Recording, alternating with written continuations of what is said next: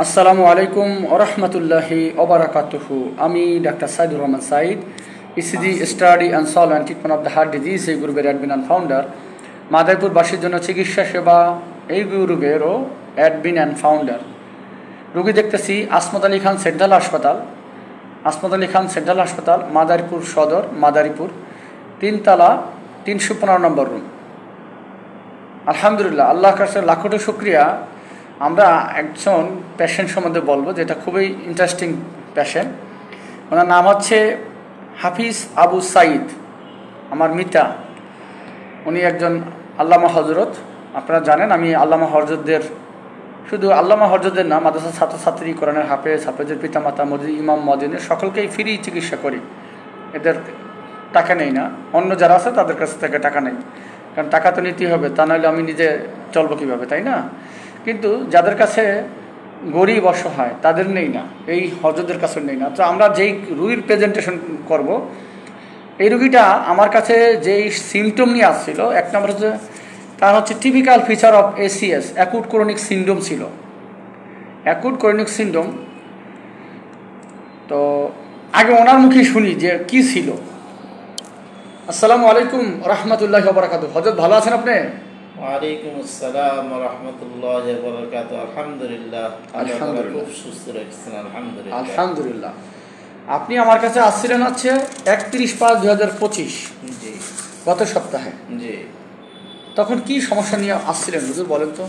আমার ওই সময় সমস্যা ছিল, আমার একটু হাঁটলেই আমার বুক ব্যথা করত এবং বুকের ভিতরে দরপর করতো। হ্যাঁ, এইটাই আমার মূলত বেশি খারাপ লাগতো, যে একটু হাঁটলেই আমার পুরো বুক ব্যথা হয়ে যেত এবং বুক দরপর করতো ভিতরে।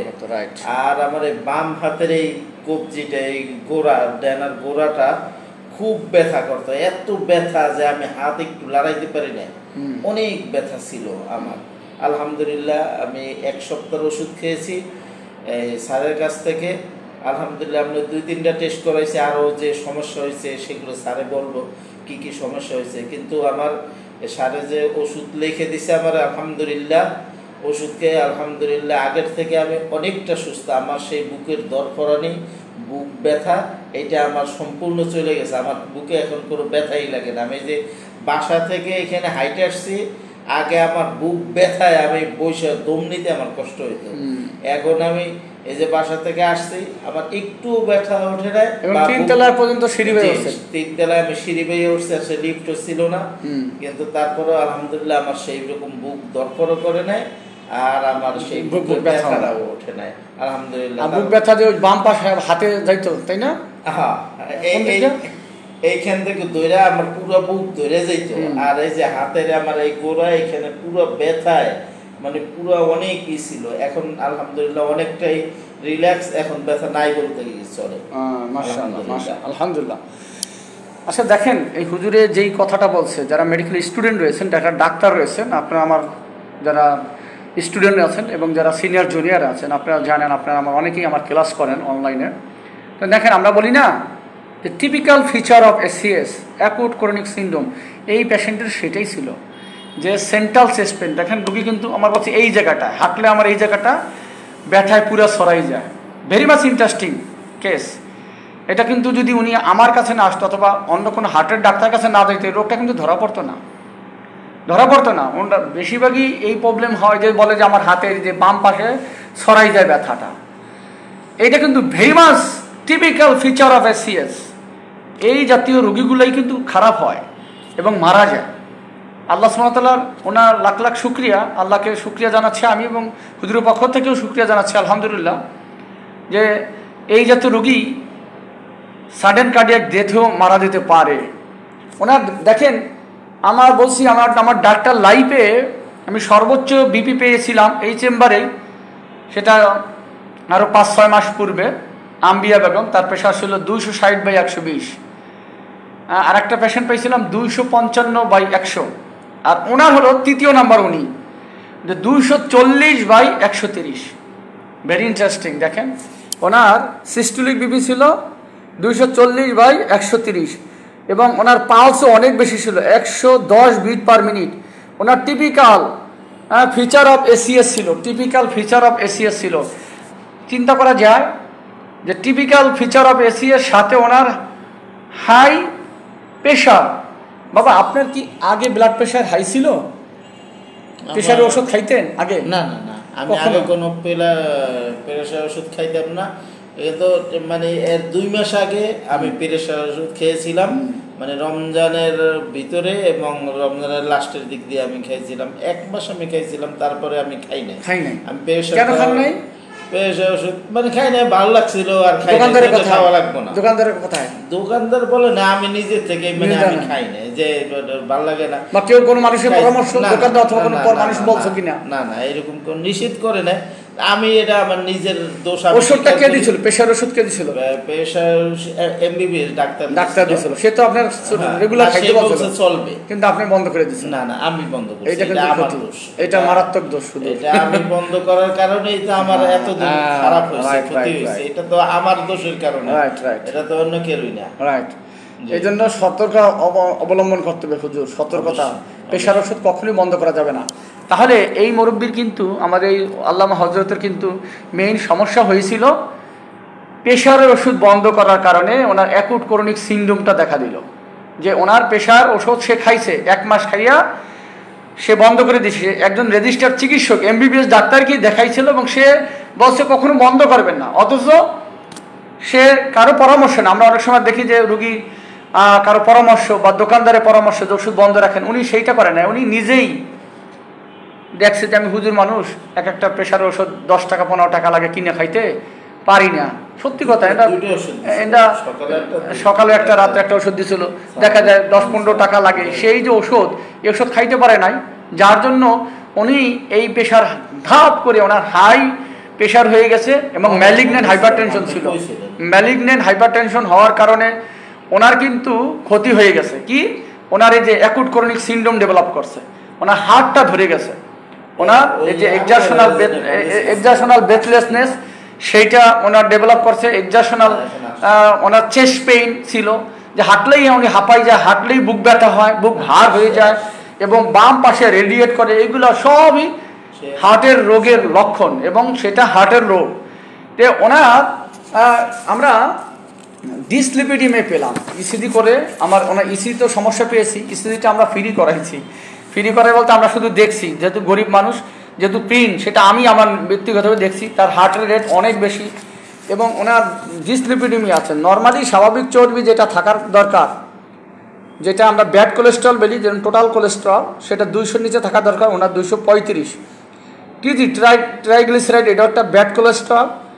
টিজি এইটা নর্মালি থাকার কথা 150 কম, ওনার আছে 339.1, অনেক বেশি, হ্যাঁ, ডাবলের চাইতেও বেশি। অথচ ভালো কোলেস্ট্রল এইচডিএল, যেটা high density lipoprotein, HDL high density lipoprotein, এইটা থাকতে হবে 40-এর বেশি, কিন্তু ওনার একবারে 40ই আছে বরাবর। হ্যাঁ, আমাদের 40-এর বেশি থাকলে ভালো, সেটা 40 আছে। মোর দ্যান 40 থাকলে ভালো, সেটা 40। অত এটা কমে গেছে, ভালোটা কমে গেছে, খারাপগুলো বেড়ে গেছে। এই এইচডিএল এর কাজই হচ্ছে এইগুলো নিয়ন্ত্রণ করা।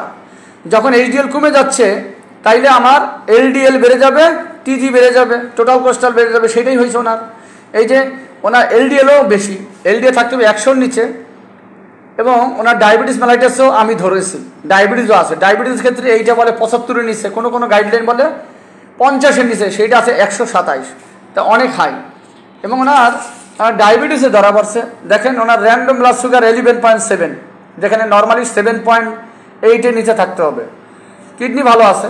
তো ওনার টেস্টই করছি মাত্র এই 3টা, আর ইসিজি ফ্রি করাইছি, আর ইকো করানো হয়েছে। তো এগুলাতে ওনার রোগ ধরা পড়ছে যে ওনার হচ্ছে ইসকেমিক হার্ট ডিজিজ। ওনার হলো ইসকেমিক হার্ট ডিজিজ 1 নম্বর, যেটা আমরা আইএসডি বলি।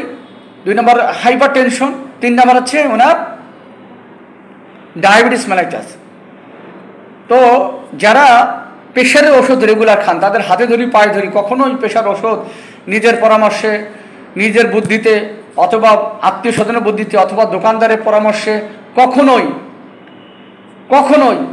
বাদ দিবেন না। একজন রেজিস্টার্ড চিকিৎসকের পরামর্শ ব্যতীত কখনোই প্রেশার ওষুধ খাওয়াও ঠিক না, বাদ দেওয়াও ঠিক না। আপনি যদি খান তাহলে দ্রুত আপনি অবশ্যই একজন ভালো ডাক্তারের শরণাপন্ন হয়েই খাওয়া উচিত। বাদ দিলেও তার পরামর্শেই বাদ দিতে হবে, তা না হলে কিন্তু এইরকম প্রবলেমটা হয়ে যাবে। ওনার যেটা হার্টের প্রবলেম অলরেডি ডেভেলপ করছে। তা আশা করি আল্লাহর রহমতে উনি অনেকটাই কন্ট্রোল। মাত্র 1 সপ্তাহ চিকিৎসায় ওনার ব্লাড প্রেশার 240 বাই কত ছিল, 130। আলহামদুলিল্লাহ সেটা আজকে আছে 145 বাই 85। 200 আগেরটা ছিল কত, 240 বাই 130। মাত্র 1 সপ্তাহের ব্যবধানে আল্লাহর রহমতে 145 বাই 85, যেটা অনেকাংশেই নর্মাল, অনেক অংশেই নিয়ন্ত্রণ। আরও কমাইতে হবে, উনি আরও কমাইতে হবে। আমরা বলি যে 130-এর নিচে নিয়ে আসতে হবে, তার মানে আরও 15 কমাইতে হবে, উপরেরটা নিচেরটা আরও 5 কমাইতে হবে। তো আলহামদুলিল্লাহ আশা করি ওনার যে এখন যে টিপিক্যাল সিমটম ছিল, যে হাঁটলে বুক ভার হয়ে যাওয়া, হাঁটলে তো ওনার ব্যথা লাগা, বুকে ধরফর করা, প্যালপিটেশন, সেটাও ওনার এখন হার্টের গতিও অনেক কমছে। ওনার হার্টের গতি আছে মাত্র 90, যেখানে 110 ছিল, এখন 88 to 90 আছে। তো মোটামুটি উনি অনেকটাই কন্ট্রোল। তো সকলেই বিনীতভাবে অনুরোধ করব, কখনোই প্রেশার ঔষধ নিজে বাদ দিবেন না, নিজের পরামর্শে বা কারো পরামর্শে বা দোকানদারের পরামর্শ, একজন রেজিস্টার্ড চিকিৎসক দেখিয়ে তার পরামর্শই ঔষধ অ্যাডজাস্টমেন্ট করে নেওয়া উচিত। এছাড়া কখনোই নিজে ঔষধ যদি বাদ দেন বা খাওয়া বন্ধ করেন অথবা অন্য কোনো ঔষধ খান, এটা ক্ষতি হবে। আপনার হার্ট প্রবলেম হবে, আপনার ব্রেনের প্রবলেম হবে, আপনার কিডনি প্রবলেম হবে, আপনার চোখের প্রবলেম হবে, মাল্টি অর্গান ফেলিউর হবে। সুতরাং অবশ্যই আপনার সকলেই সতর্ক হবে। ভালো লাগলে সকলকেই ভিডিওটি শেয়ার করার জন্য অনুরোধ করতেছি। আপনারা যারা উচ্চ রক্তচাপে ভুগতেছেন এইরকম এই মুরব্বির মতো, তারা চাইলে আমার কাছে আসতে পারেন। যারা হার্টের প্রবলেমে ভুগতেছেন, যারা ডায়াবেটিসের সমস্যা ভুগতেছেন, তারাও আমার কাছ থেকে চিকিৎসা নিতে পারেন। ইনশাল্লাহ আপনার যত হাই প্রেশার থাকুক না কেন, যদি একটা প্রবলেম না থাকে, যেটা আমরা বলি রেনাল আর্টারি স্টোনোসিস, সেইটাও আমার সৌভাগ্য হয়েছে আলহামদুলিল্লাহ, যে রেনাল আর্টারি স্টোনোসিস থাকলে সেখানে আমরা কিডনিতে যদি কিডনির যে রক্ত নালী থাকে, হ্যাঁ, সেটা যদি ন্যারো হয়ে যায়, সেখানে আমরা রিং পরাই দিই, স্ট্যান্টিং। আমরা হার্টে শুধু রিং পরাই না, কিডনির যে রক্ত নালী থাকে সেখানেও আমরা রিং পরাই। সেটাও আমার সৌভাগ্য হয়েছে আলহামদুলিল্লাহ। শেরেবাংলা মেডিকেল কলেজ হাসপাতালে প্রথম যে কাজটা হয়েছে, সেটা আমি এবং ডাক্তার সালাউদ্দিন স্যার, আমরা এই দুজনেই কাজটা করেছি আলহামদুলিল্লাহ। তো ধন্যবাদ সকলকে, যারা উচ্চ রক্তচাপে ভুগতেছেন, যারা হার্টের সমস্যা ভুগতেছেন, যারা ডায়াবেটিসের সময় ভুগতেছেন, তারা বা হরমোনের সমস্যা ভুগতেছেন, তারা চাইলে আমার চেম্বারে আসতে পারেন। আসমত আলী খান সেন্ট্রাল হাসপাতাল, মাদারীপুর সদর, মাদারীপুর। আমার জন্য দোয়া করবেন, আমার রোগীর জন্য দোয়া করবেন। আল্লাহ সুবহানাহু ওয়া তাআলা তাকে পরিপূর্ণ সুস্থতা দান করুন। হুজুর, আপনি আমার জন্য দোয়া করবেন আর আমার দর্শকদের কিছু বলেন। আলহামদুলিল্লাহ, আল্লাহ তাআলা এই রোগ শেফা দানকারী, কিন্তু উসিলা ডাক্তার সুন্নত হিসেবে আমরা দেখাই আলহামদুলিল্লাহ। আলহামদুলিল্লাহ সেই সুন্নত হিসেবেই আমি আসছি। আল্লাহ এই তো ভালো করবেন বেশক আলহামদুলিল্লাহ। রোগ হইলে এটা চিকিৎসা করা, এটাও সুন্নাত। তো সেই হিসেবে যাদের হার্টের সমস্যা আছে বা যাদের এরকম হৃদরোগ আছে, উচ্চ রক্তচাপ আছে, ইনশাআল্লাহ ডায়াবেটিস আছে, আপনারা ইনশাআল্লাহ আসবেন স্যারের কাছে। এখানে আসবেন আসমত আলী খান সেন্টার হাসপাতালের 3 তলায় 315 নম্বর রুম।